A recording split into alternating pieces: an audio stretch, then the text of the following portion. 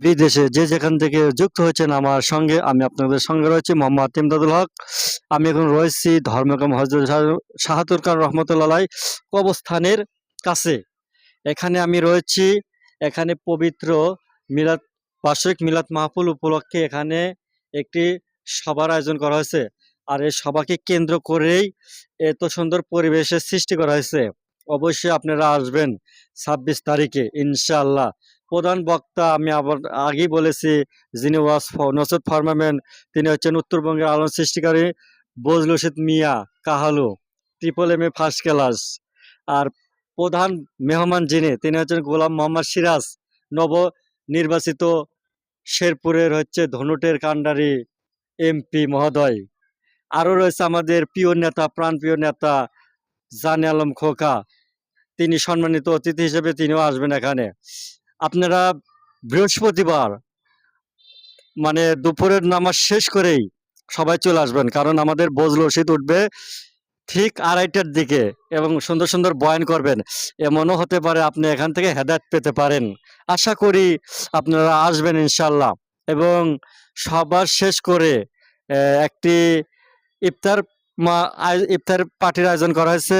সেখানে ১৪টি খাসি ওঠানো হয়েছে, আরও আসবে ইনশাল্লাহ। আপনারা যদি পারেন অবশ্যই এই সভাতে দান করবেন, কারণ আপনার দান আখিরাতের জন্য নাজাতের উসিলা হতে পারে ইনশাল্লাহ। আসবেন, দেখেন কত সুন্দর একটা পরিবেশ। আসলে সুন্দর একটা পরিবেশ দেখে খুব নিজেরই খুব ভালো লাগতেছে। আর আপনারা বিশেষ করে মৃত মানুষের জন্য একটু বেশি বেশি দোয়া করবেন, কারণ কথায় আছে কবরবাসী বড় অসহায়। এই দুনিয়ার জমিনে একমাত্র কবরবাসী বড় অসহায়। তাই আপনারা বেশি বেশি করে কবরবাসীর জন্য দোয়া করবেন যে আল্লাহ এই কবরবাসীর জীবনে গুনাহটা মাফ করে দিও, তাদেরকে আল্লাহ আপনি জান্নাতুল ফেরদৌস নসিব করেন। কারণ দুনিয়ার ভাই আপনি আমি বেঁচে আছি, হয়তো আমাদের নেকি কামাইয়ের একটা পথ রয়েছে, কিন্তু মারা গেলে আমাদের নেকি সব বন্ধ হয়ে যাবে, সব আমল বন্ধ হয়ে যাবে। তাই আপনারা অবশ্যই কবরবাসীর জন্য দোয়া করবেন, যত রমজান মাস যদিও আল্লাহ তাআলা জাহান্নামের দরজা বন্ধ করে জান্নাতের দরজা খুলে দিয়েছে আলহামদুলিল্লাহ, আবার রমজান মাস চলে গেলে আবার সেই জাহান্নামের দরজা খুলে দিবে। তাই দোয়া করে আল্লাহ সমস্ত কবরবাসীকে জান্নাত দান করেন। আর এ পাশে রয়েছে এক অলির মাজার, যে অলির দুটি মাজার আমি আগেও বলেছিলাম, হযরত শাহাতুর রহমতুল্লাহ দুটি মাজার। একটা হচ্ছে আমাদের শেরপুর শহীদ আলী মাদ্রাসা, আর একটা হচ্ছে আমাদের এলাকার ধর্মগ্রাম। এখানে আসবেন, আপনারা আসবেন, বাড়িতে বসে না থেকে অবশ্যই আসবেন।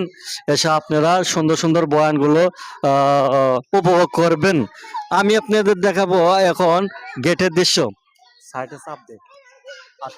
২০ তারিখের ২৬শে ফেব্রুয়ারি রোজ বৃহস্পতিবার সবাইকে কেন্দ্র করে কত সুন্দরভাবে গেটটি সাজানো হয়েছে। পুরা কবরস্থান, মসজিদ, মাদ্রাসা এবং মিনার সম্পূর্ণরূপে সাজানো হয়েছে। অতএব বৃহস্পতিবার দিনটি মনে রাখবেন, ২৬শে ফেব্রুয়ারি বৃহস্পতিবার।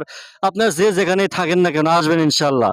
কারণ ধর্মগ্রাম হচ্ছে ১০ নং শাহবন্দি ইউনিয়নের মধ্যে ৯ নম্বর ওয়ার্ড, যেখানে আলোকিত একটা বক্তা আসবে, উত্তরবঙ্গের আলোড়ন সৃষ্টিকারী বজলুল রশিদ মিয়া, খুব সুন্দর বয়ান করবে। আসবেন আপনারা, বাড়িতে বসে না থেকে সময় করে আসবেন ইনশাল্লাহ। আর